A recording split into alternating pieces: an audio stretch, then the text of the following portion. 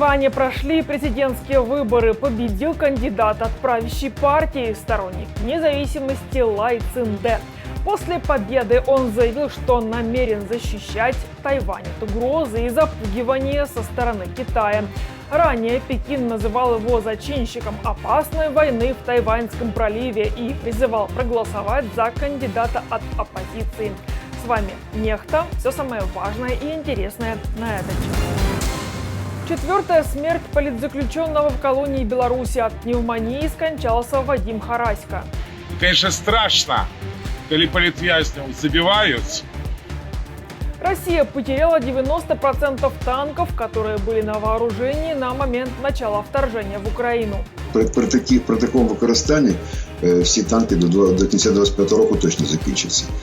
300 домов в Липецке остались без отопления в минус 30, а в Донецке люди сидят без воды, топят снег и проклинают Пушилина. Дорогие подписчики, не проходите мимо. Если вы нас смотрите сейчас, поставьте лайк этому видео. Ваша активность говорит YouTube о том, что мы вам интересны, и это очень помогает продвижению наших роликов. Итак, вперед к новостям. Новая смерть в белорусской колонии. От пневмонии в тюрьме Витебска скончался политзаключенный Вадим Хараська. По информации правозащитников, мужчина заболел воспалением легких, но в больницу попал слишком поздно. Его посадили за донаты. Не смутило лукашистов даже серьезное хроническое заболевание Хараська. В заключении он не пробыл и 2 месяцев. Хараська стал 4-м политзаключенным, который умер за решеткой. И, конечно, страшно, когда политвязней забивают, а пишут в прессе, что они померли. Забываючи, что их незаконно посадили, что незаконно абсолютно зараз знішают наш белорусский народ. Это все абсолютно страшно. И так быть не может. Это не люди. И сегодня, когда мы доведались про ту трагедию, какая была в Беларуси в ночь с 8 на 9 студеня, сам поглядите, сколько часу прошло. Мало того, что нас забили, политвязня, так еще его уже поховали, и только тогда мы доведались про черговое злочинство этого режима. Хараська стал 4-м политзаключенным, который умер за решеткой. Белорусы собрались на акцию памяти под посольством Республики Беларусь в Варшаве. Годовщину одного из самых громких военных преступлений России. Ровно год назад армия РФ ударила по многоэтажке Днепра ракетой Х-22. Тогда погибли 46 человек, в том числе 6 детей. Еще около 80 получили травмы. Всем городом, а не только профильными службами, тогда разбирали завалы. Удалось спасти около 40 человек. Сейчас дом зияет огромной дырой, как напоминание о тех жутких событиях. Жители города зажгли лампадки и несли цветы к месту трагедии. Согласно Римского статута и Женевских конвенций, подобные военные преступления не имеют срока давности. Мы установили бортовой номер самолета Ту-22М3, который использовался для нанесения ракетно-бомбового удара, а также всю цепочку лиц, причастных к этому. Работа сосредоточена прежде всего на установлении российских командиров, отдающие преступные приказы. Один из них – командующий дальней авиацией воздушно-космических сил РФ по состоянию на январь 2023 года. Россия потеряла 90% танков, которые были на вооружении на момент начала вторжения в Украину. Количество подсчитали аналитики издания Forbes. У РФ было 2987 танков, когда она напала на Украину. По меньшей мере 2916 из них уже выведены из строя. Речь идет о 1735 уничтоженных и 205 брошенных и 544 захваченных танков моделей Т-55, Т-62, Т-72, Т-80 и Т-90.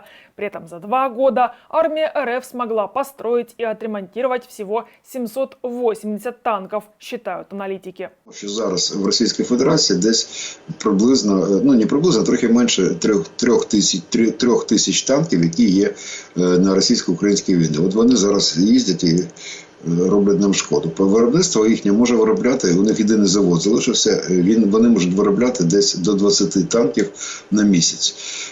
В них розконсервація з тих стратегічних складів, які в них, ну там просто небо, так звані склади, вони можуть ставити до ладу десь приблизно 50 танків. Чому так?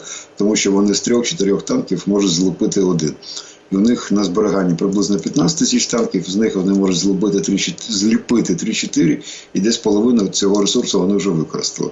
Тобто 50 зі складів, 20 з заводу, 70-75 максимум танків на місяць. Ми нищимо більше 200 танків на місяць. Тому тут від'ємний баланс для росіян. І, ну, я думаю, що от всі танки при такому використанні, всі танки до кінця 2025 року точно закінчаться. Импорт украинской продукции – угроза выживания европейских производителей. 6 фермерских профсоюзов призывают ЕС ограничить импорт вплоть до запрета, пишет французская Le Figaro. Сейчас в ЕС действует норма о снятии таможенных пошлин с украинского экспорта до июня этого года. В ближайшие месяцы Брюссель планирует ее продлить. Однако европейские фермеры предлагают свои условия в декларации, которую они отправили еврочиновникам. Предлагаем усилить помимо экспорта через Черное море сухопутные речные коридоры, созданные ЕС для транспортировки украинских зерновых, при этом ужесточив пограничный контроль и стандарты. Прежде всего нужно внедрить механизмы определения места назначения украинской продукции и обеспечения ее попадания туда, а также ввести пороги импорта для этой сельскохозяйственной продукции, основанные на среднем значении за 2021-2022 годы, за пределами которых дополнительные объемы могли бы просто проходить через ЕС перед экспортом в третьи страны. Накануне вечером румынские фермеры прекратили блокировку границы с Украиной в районе КПП Порубное. Блокировка продлилась день, и им удалось добиться от правительства ряда уступок. В частности, грузовики из-за пределов Евросоюза будут проходить отдельным потоком. Также ужесточат правила весового контроля и будут регулировать некоторые другие нормы по внутренним перевозкам зерна. Тем временем, как блокировка польско-украинской границы продолжается на некоторых пунктах пропуска, в очередях на въезд в Украину 1100 грузовиков. Найбільш складна ситуація, звісно, це на кордоні з Польщею, бо продовжується блокування 3 напрямків. Це Ягодин, Раваруська, Краківець.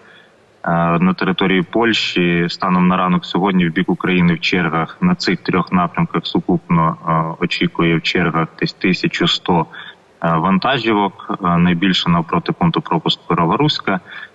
Як відомо, нещодавно був розблокований напрямок пункту пропуску Шегині.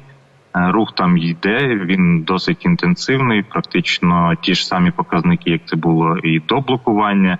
Але тут також є черга з вантажівок в бік України, це також десь 1100 загалом, тобто фактично це найбільш такий завантажений зараз напрямок на кордоні з Польщею.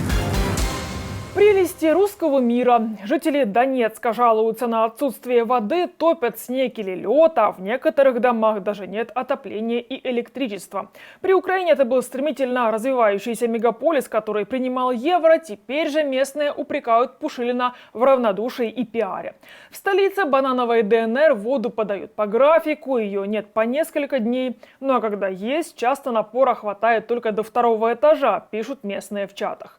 До полномасштабного вторжения РФ Украина поставляла воду оккупированным территориям, несмотря на многомиллионные долги.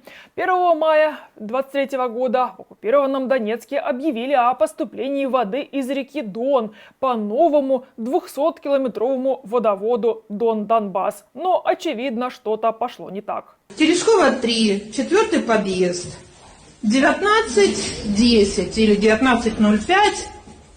По графику подача воды в 5 часов. Вот, пожалуйста, мы стоим. В среду шла вода ровно 50 минут, подъезд не успел набрать. Вот сейчас, начало 8-го, мы все стоим. Я, например, стоит бабушка, я не буду показывать лицо, вот стоит бабушка. Женщина живет на 9-м этаже, одна. И она остается уже неделю без воды. Я, например, сейчас иду набирать снег. 21 век. Более 50 тысяч человек остались без тепла в Липецке в минус 30. Коллапс теплоснабжения произошел в городе после 3 прорывов труб.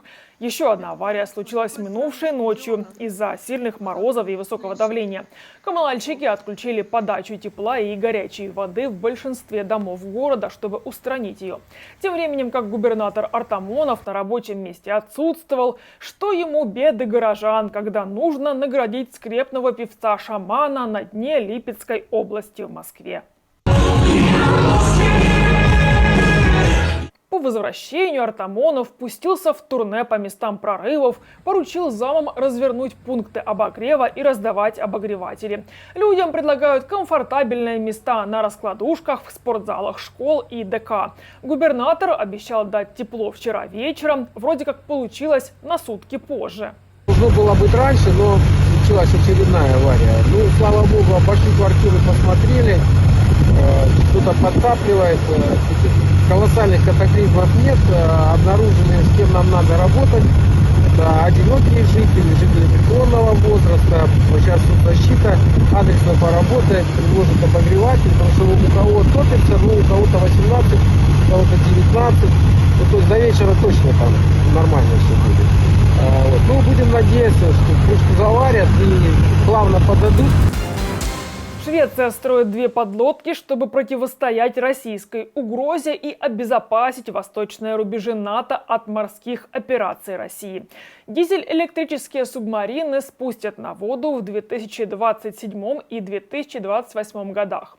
Вместе с 4 уже имеющимися подлодками новые встанут на боевое дежурство в Балтийском море, пишет BBC.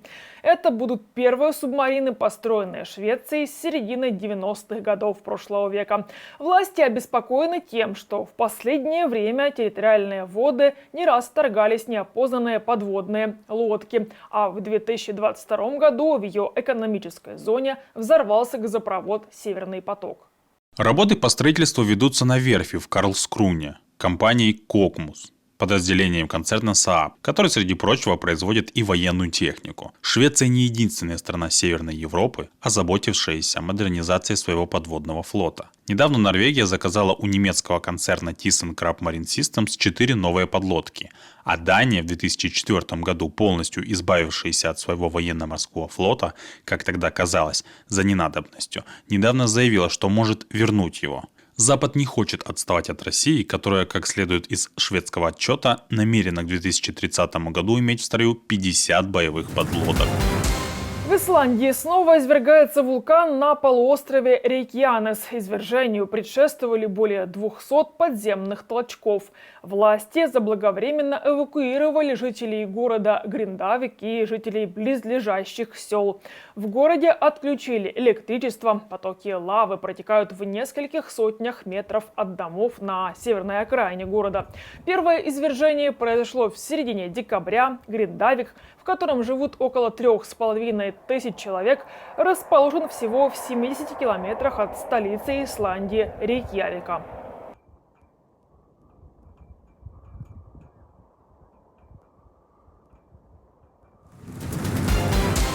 На этом ставлю точку. Благодарю, что были с нами. Если вы хотите получать информацию более оперативно, приглашаю присоединиться к нашей многомиллионной аудитории в Телеграме или Иксе. Поблагодарить нас за работу можете с помощью кнопки «Спасибо» под этим видео или по ссылке в описании. До новых встреч, хороших вам новостей. Слава Украине! Живи Беларусь!